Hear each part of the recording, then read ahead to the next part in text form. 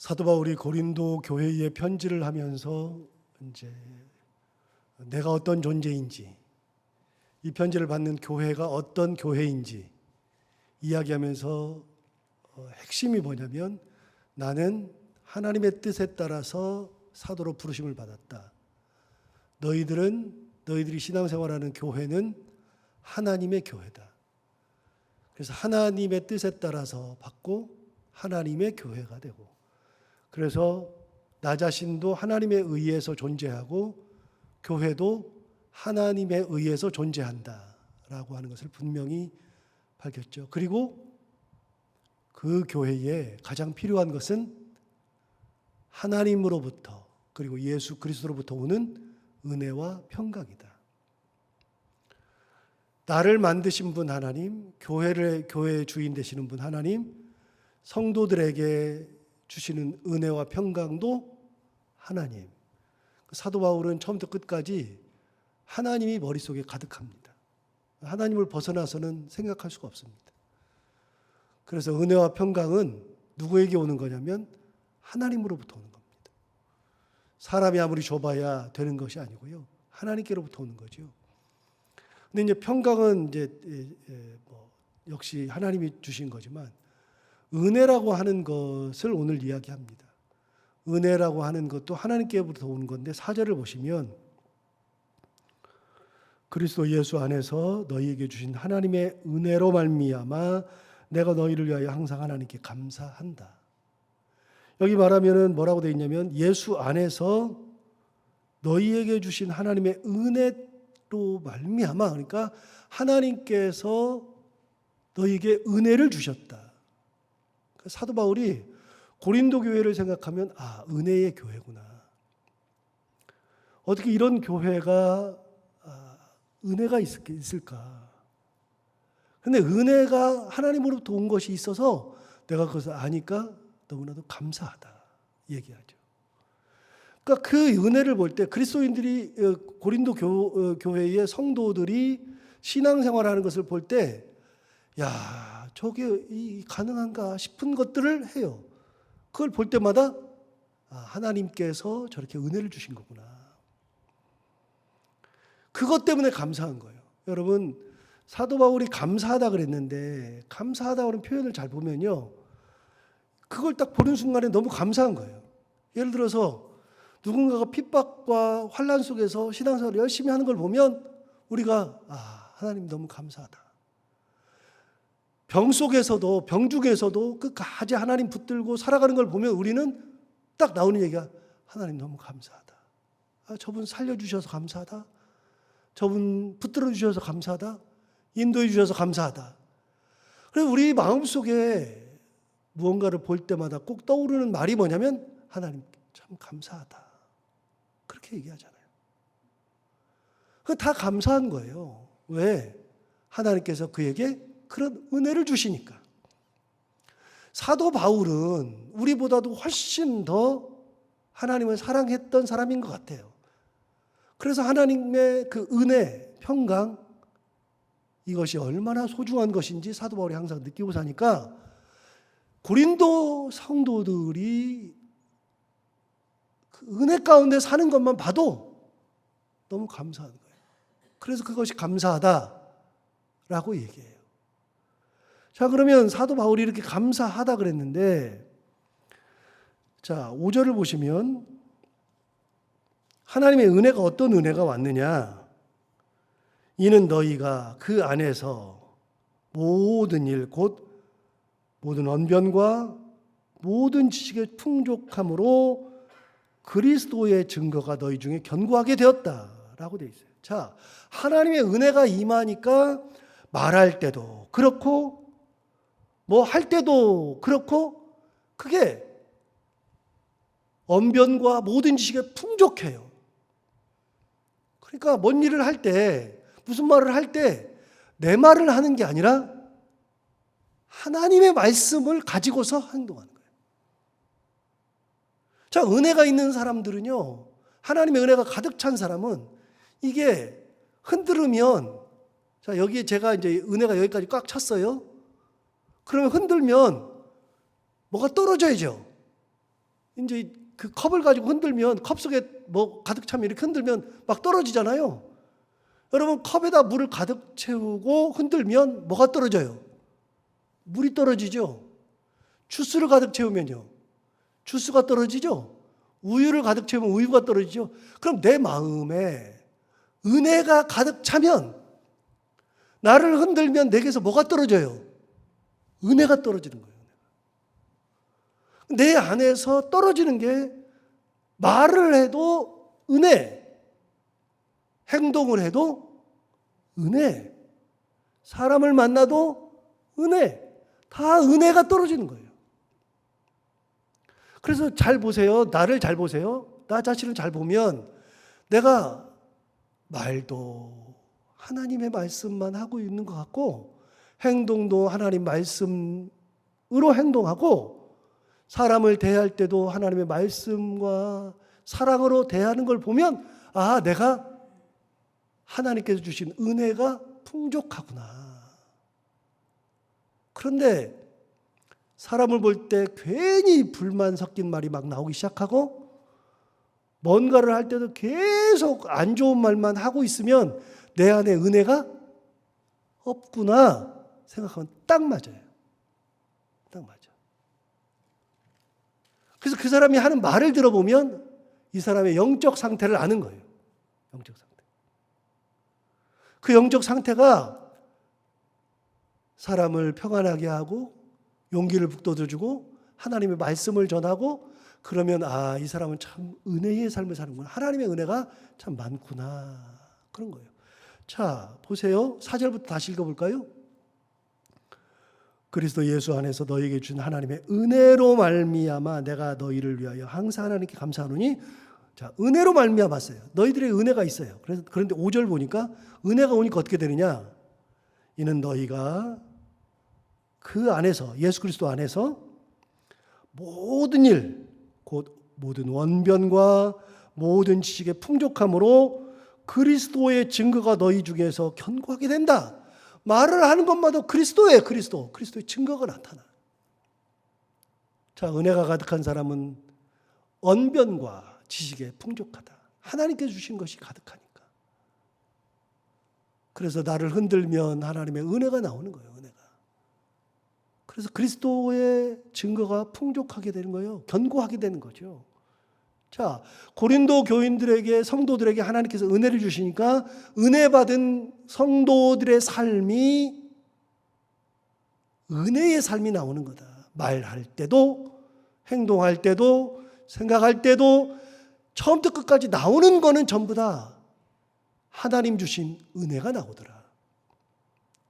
은혜가 나오니까 그리스도의 증거가 풍성하게 되는 거죠. 견고하게 되는 거죠. 자, 7절 보세요.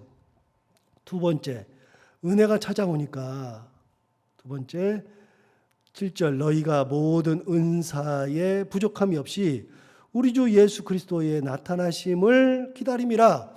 여러분, 은혜를 받은 사람들은 모든 은사에 풍족함이 없대요. 이 말은 진짜 은사를 많이 받았다는 게 아니고요.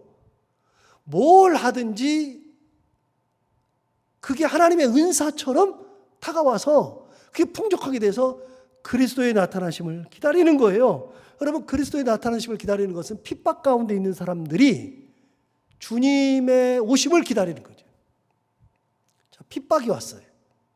핍박이 오면 웬만한 사람들 같으면 어떻게 하느냐? 핍박이 오니까 아이고 이거 벗어나야지.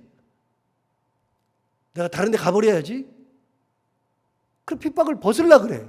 그런데 은혜가 가득한 사람은 핍박을 벗으려고 하는 게 아니라 그리스도의 오심을 기다리는 거예요. 그리스도께서 나와 함께 하시는 것, 그리스도께서 나를 인도하시는 것을 기다리는 거예요. 그러니까 핍박이 오면 은혜가 가득한 사람은 핍박을 보는 게 아니에요. 고난을 보는 게 아니에요. 핍박 가운데서 은혜가 가득한 사람은 그리스도의 나타나심을 기다리는 사람들. 그리스도를 봐요. 자, 은혜 받은 사람들의 특징을 계속 얘기하고 있어요. 은혜를 받으면 첫 번째는 모든 언변과 모든 지식에 풍족하게 되어서 그리스도의 증거가 견고하게 돼요. 그래서 은혜 받으면 말을 할 때나 행동할 때나 뭐 할 때나 다 은혜가 나타난다. 두 번째, 환난과 핍박이 와도 은혜가 가득한 사람은 그리스도의 나타나심을 기다린다. 환난과 핍박을 바라보는 게 아니라 그리스도를 쳐다본다.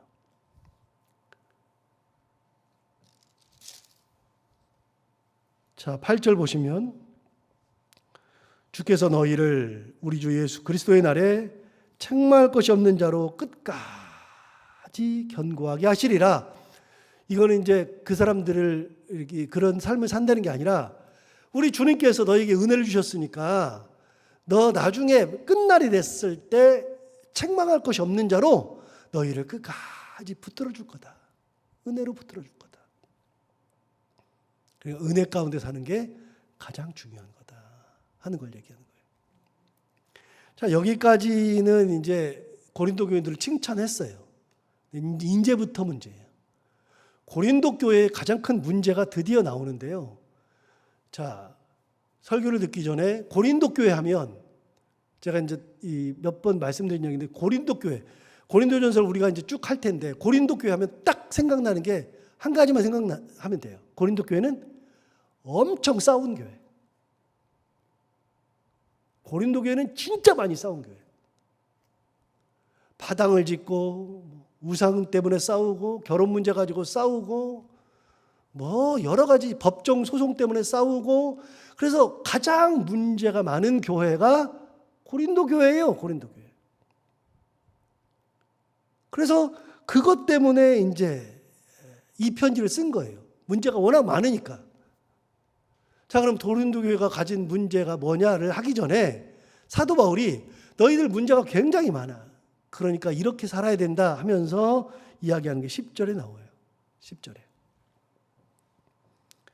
형제들아 내가 우리 주 예수 그리스도의 이름으로 너희를 권하노니 모두가 어떻게 하라고요?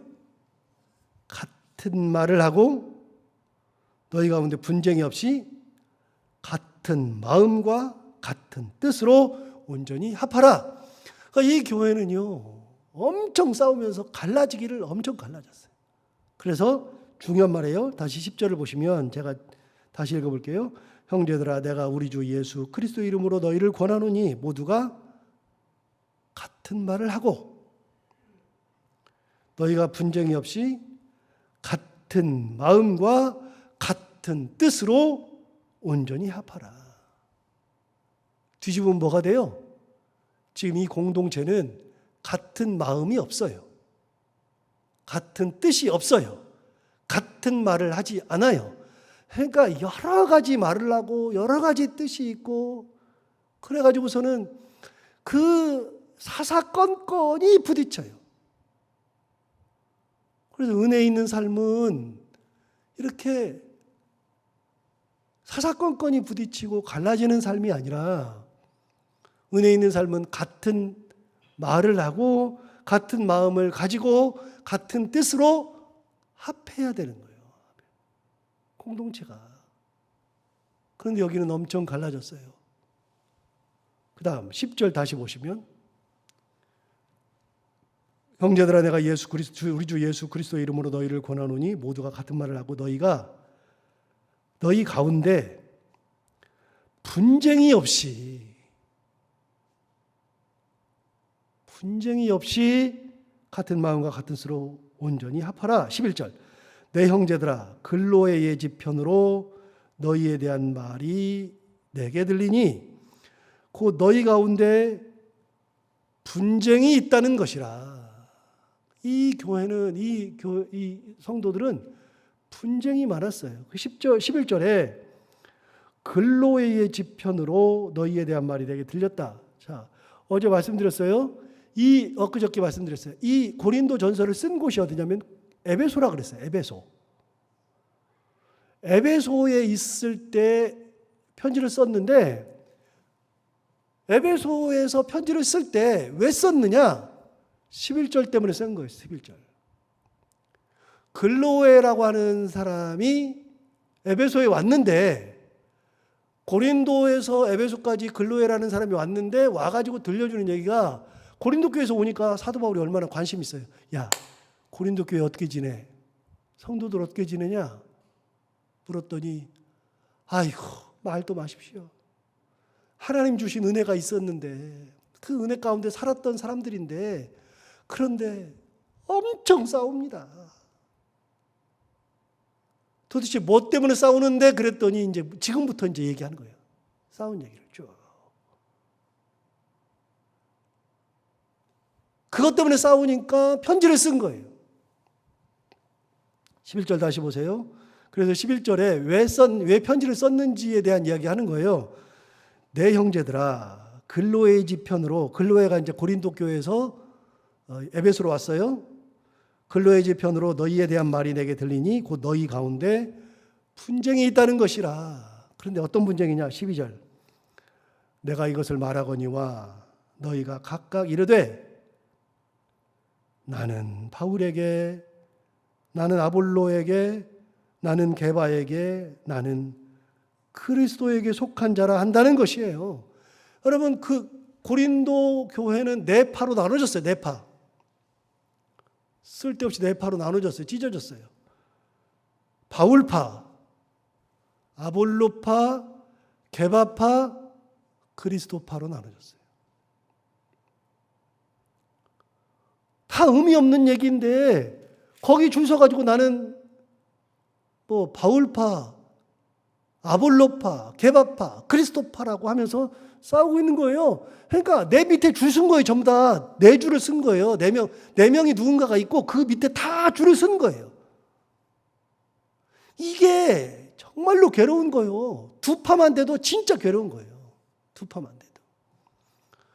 저는 뭐 제 친구들이 다 목사니까요. 그래서 이런저런 얘기를 친구들하고 많이 해서 이제 듣는데, 여러분, 교회에 당회가 둘로 딱 나눠지면요, 그다음부터는 그 교회는 볼장 다 봅니다.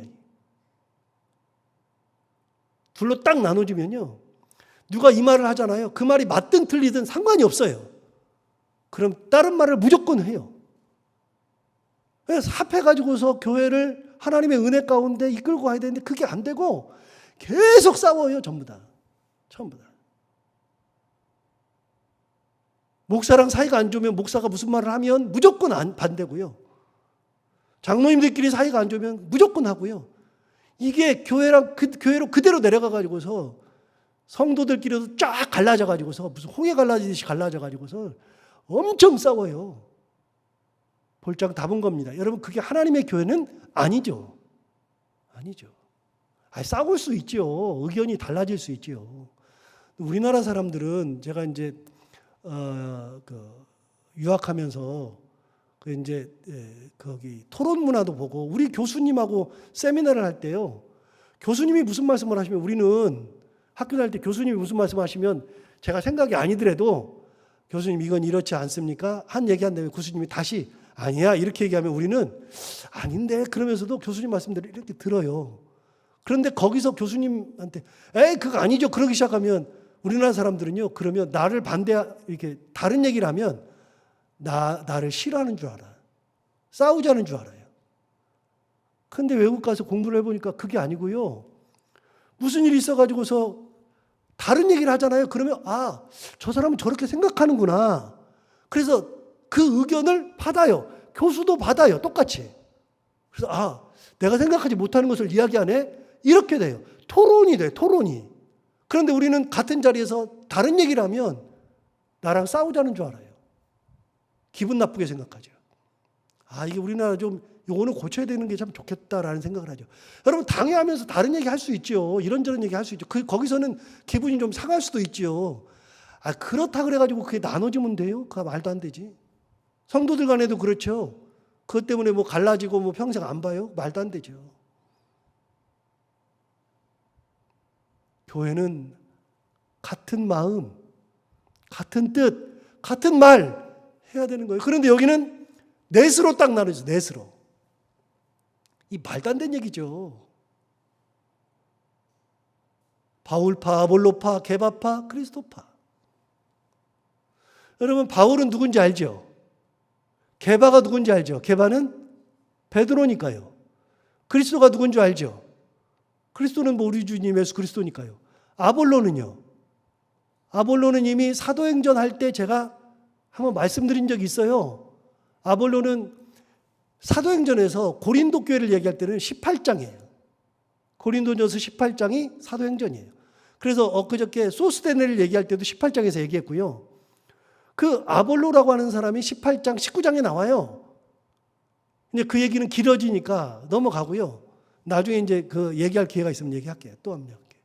근데 그 아볼로가 고린도 사람이 아닌데, 그런데 에베소에 있을 때 고린도 교회 출신 사도 바울의 밑에서 같이 천막을 짓던 사람들이 있었죠. 부부가.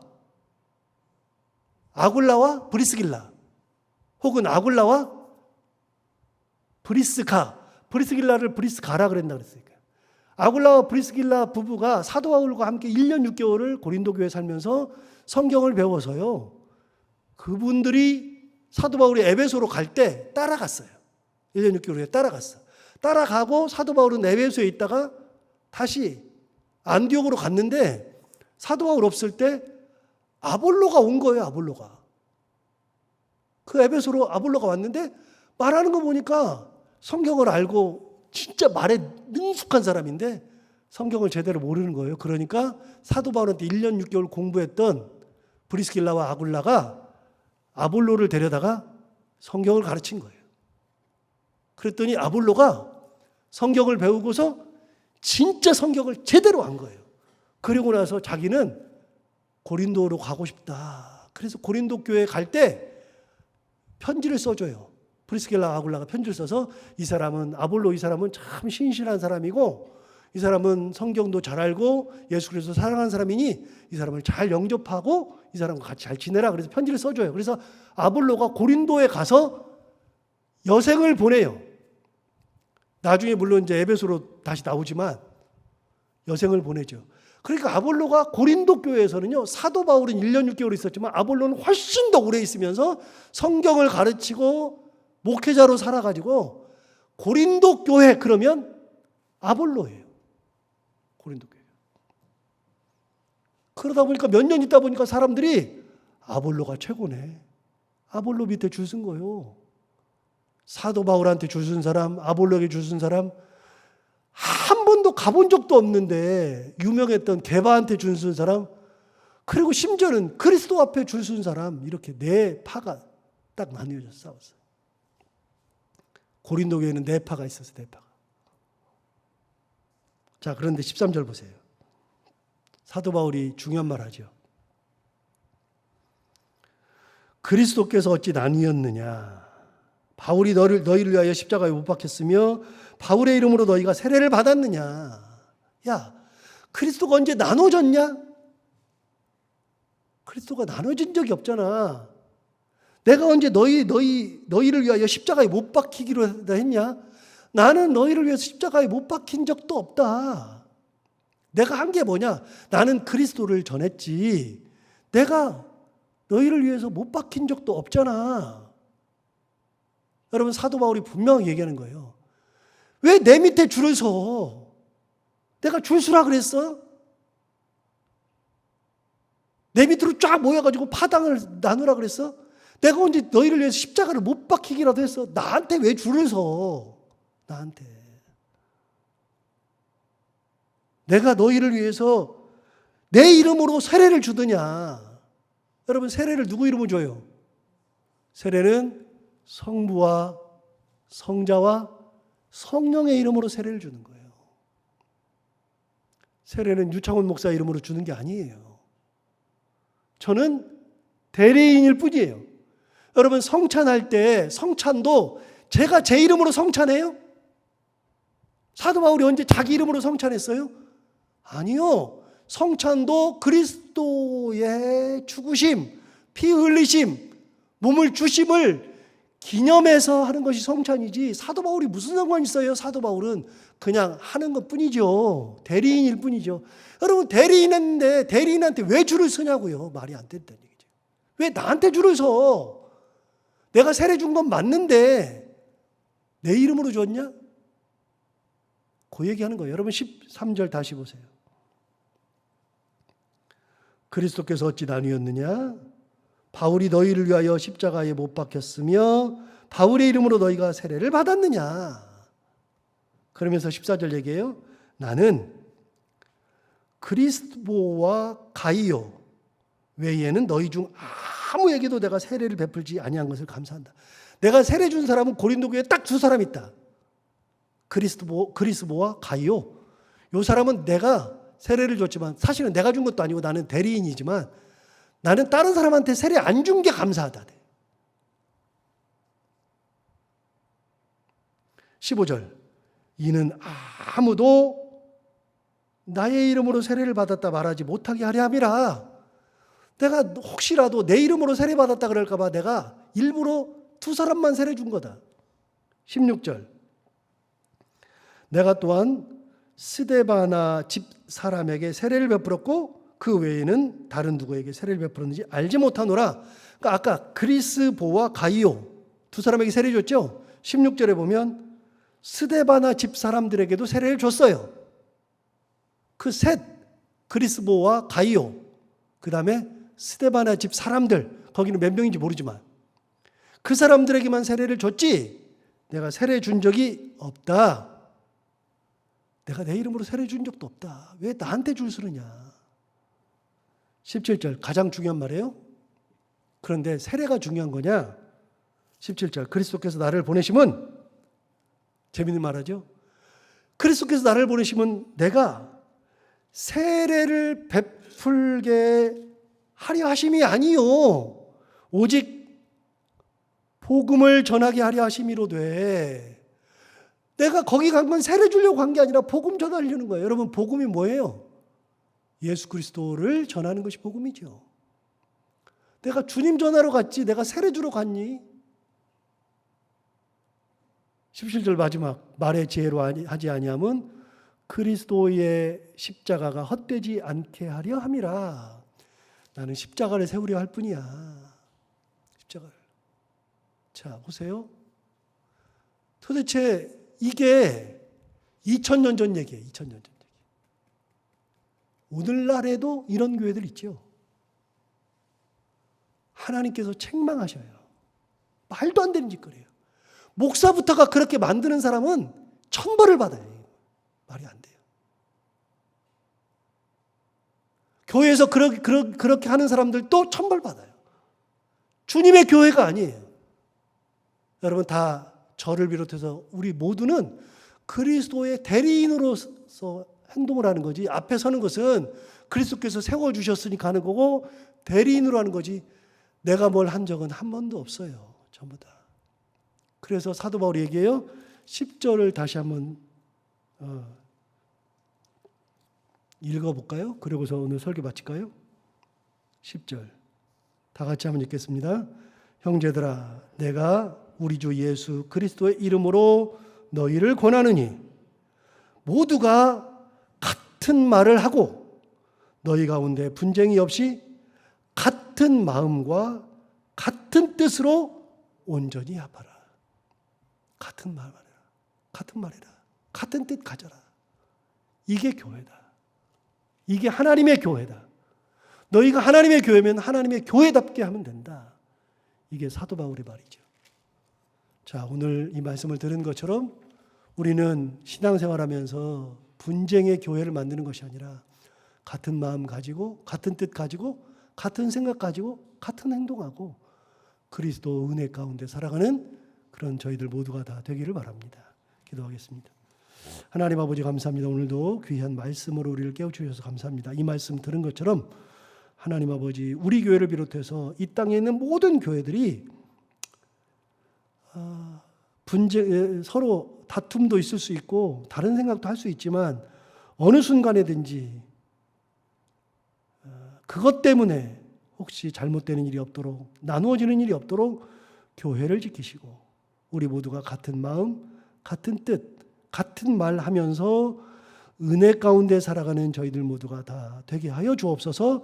하나님 아버지 그리스도의 은혜만 나타나고 그리스도의 권능이 살아 움직이는 그런 교회를 만들어 주옵소서.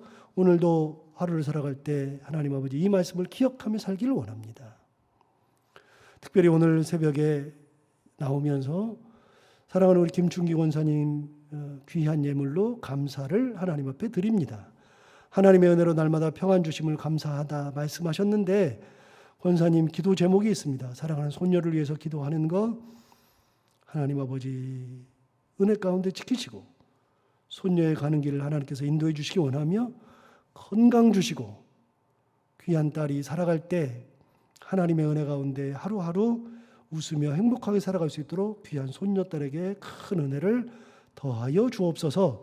권사님 건강을 꼭 지켜주시고 지금도 하나님의 은혜 가운데 살고 기쁨 가운데 살고 감사하며 사는데 그 감사가 끊이지 않고 끝까지 하나님 은혜 가운데에 살아갈 수 있는 귀한 딸이 또한 되게 하여 주옵소서. 오늘도 하나님께서 우리의 삶을 지키셔서 해야 되는 것들 기쁨으로 잘 감당하고 웃고 행복한 하루를 보내게 하여 주옵소서. 예수님 이름으로 기도하옵나이다.